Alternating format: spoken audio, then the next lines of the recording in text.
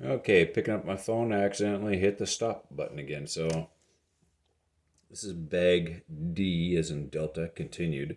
I got one side of this thrust bearing partially assembled.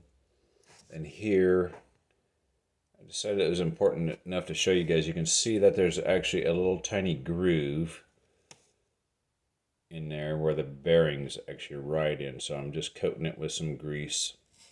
And I'm using a paintbrush, just a little paintbrush. So it's actually quite small.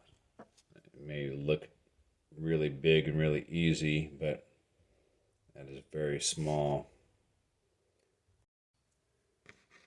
So after you've greased your thrust washer assembly and dropped it into this cup, then I just simply have it vertical as you see it here. I'm just using a little clamp to help hold it. And I just simply dropped it down in there and it fell what looks like right into place there. So now we're going to put our little thrust or our little 4 washers there, and then our lock nut and this guy here. Doesn't say how that's attached. Interesting. Okay, we'll do it. Pause.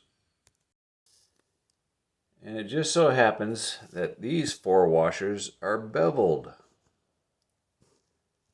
That one seems like it's sitting flat, and then this one here sits a little bit differently, doesn't it? There. I guess it's time for me to get a new phone.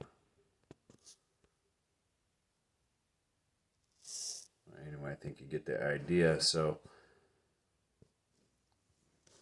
there you go. You can see them both a little bit differently. See if I can get them both in the picture at the same time. Come on, work with me.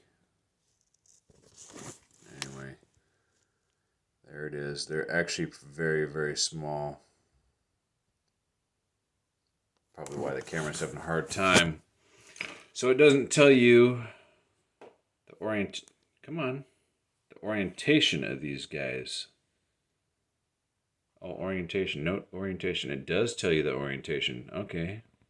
Check that out. Note orientation. Okay. So pancakes. Let's make some pancakes. Okay, those 4 little washers were a bitch to get in. I found it. I don't know if this is going to hinder its performance or not, if somebody decides to drive it or if I do, but I found just putting a little dab of grease and then picking up the washer would work out good enough. And then I was able to drop it down inside the hole in there and then slightly push it down with a little pointy device, just to make sure it gets down on there. So I guess next is the lock nut, which is weird, and then that thing. The set screw evidently goes through here. At least that's how I'm interpreting it. It looks like a pin goes through somehow, and then a set screw. I don't know. Well, I still haven't put the pin through, and I still haven't put the lock or the set screw in. I'm just going by what I see right here.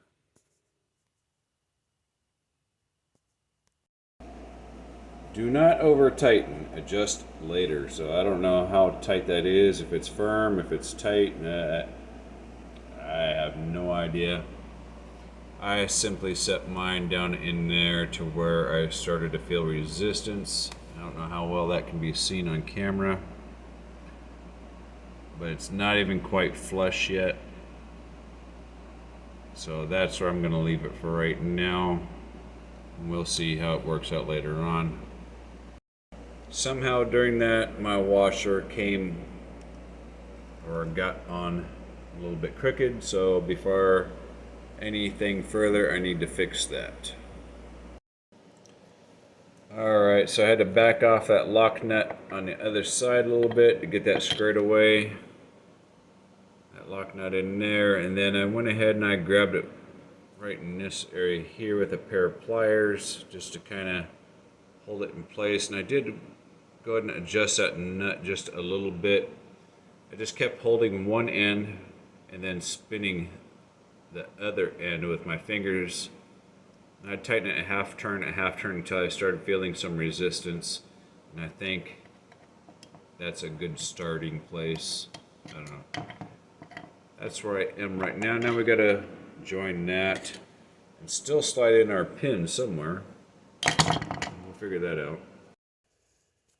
Okay, now I got this joker here figured out. Pretty ingenious how this is done. These guys are really smart over here. I would have never thought of this. It may be hard for you guys to tell, but there's actually 3 holes. I know it would be hard for you guys to tell, but only 2 of them actually go through, so you can see daylight through one and not the other. Let's see if I can get it alignment just right. That might be it right there, but I might not have a good camera view. But it's more easily discernible on the bigger one.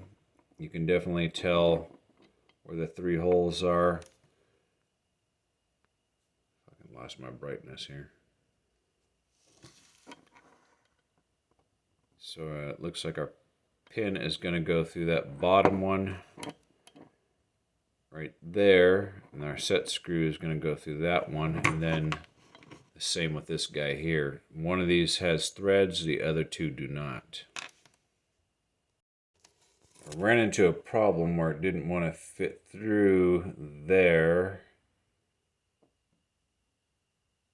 Anyway, I think you guys got the idea, and fit through here.